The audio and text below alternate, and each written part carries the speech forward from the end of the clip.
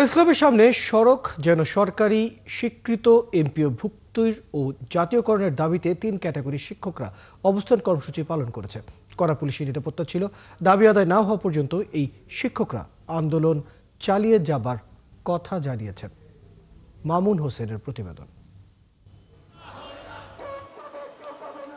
প্রাথমিক, মাধ্যমিক ও স্নাতক স্তরে বেসরকারি শিক্ষা প্রতিষ্ঠানের শিক্ষকরা আন্দোলন করছে ৩ দিন ধরে। তাদের দাবি শিক্ষা প্রতিষ্ঠানগুলোকে এমপিওভুক্ত করতে হবে। অন্তর্বর্তী সরকারের মেয়াদে এমন আন্দোলন বহুবার দেখা গেছে।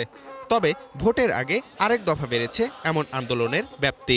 নন এমপিও শিক্ষা প্রতিষ্ঠান একযোগে এমপিওকরণের জন্য আজকে আমাদের এই ডু অর ডাই অর্থাৎ বাছা মরার লড়াইয়ের সংগ্রামে আজকে আমরা উপস্থিত হয়েছি। আমাদের সাথে অবশ্যই বৈষম্য করা হচ্ছে এবং তালবাহানা করা হচ্ছে। এটা আমরা আর মানবো না, আর কিছুতেই মানবো না। হয় আজকে এমপিও দিবে, নয়তো সকল শিক্ষক এখানে আত্মহত্যা করবে। আমরা যেমন নন এমপিও আমরা কাজ করে যাই, কিন্তু আমাদের সম্মানটা আমরা পাই না। যতক্ষণ পর্যন্ত আমাদের নন এমপিও শিক্ষকদের একটা ডাল ভাতের ব্যবস্থা না করবে, ততদিন পর্যন্ত আমরা এই প্রেস ক্লাবের অবস্থান করব। আমরা নাকি মানুষ গড়ার কারিগর, অথচ আমরা পরিবারের চাহিদা মিটাইতে পারি না। আমরা ঈদ আছে, উৎসব আছে, আমাদের বাচ্চাদেরকে একটা নতুন কাপড় দিতে পারি না। শিক্ষা জাতির মেরুদণ্ড, কিন্তু এই শিক্ষা যারা দেয় তাদেরকে না খেয়ে সরকার রাখছে।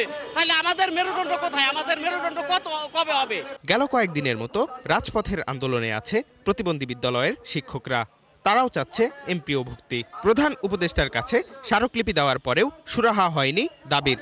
আন্দোলন চালিয়ে যাওয়ার ঘোষণা তাদের। সে 5 দফা দাবি নয়, এখন আমাদের দাবি একটাই, সেটা হচ্ছে আমাদের স্কুলগুলো স্বীকৃত এবং এমপিও চাই। লিখিত প্রজ্ঞাপন না দেয় আমরা এই স্থান ছাড়বো না, আমরা আমাদের আন্দোলন চালিয়ে যাব।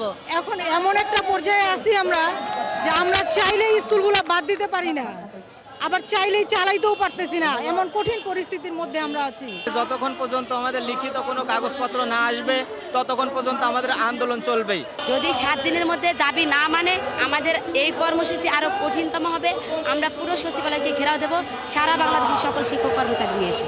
এদিকে জাতীয় প্রেস ক্লাবের সামনের সড়কে 23তম দিনের মতো অবস্থান কর্মসূচি পালন করছে স্বতন্ত্র ইবতেদায়ী মাদ্রাসার শিক্ষকরা। মন্ত্রণালয় প্রধান উপদেষ্টার কাছেও তারা স্মারকলিপি দিয়েছে।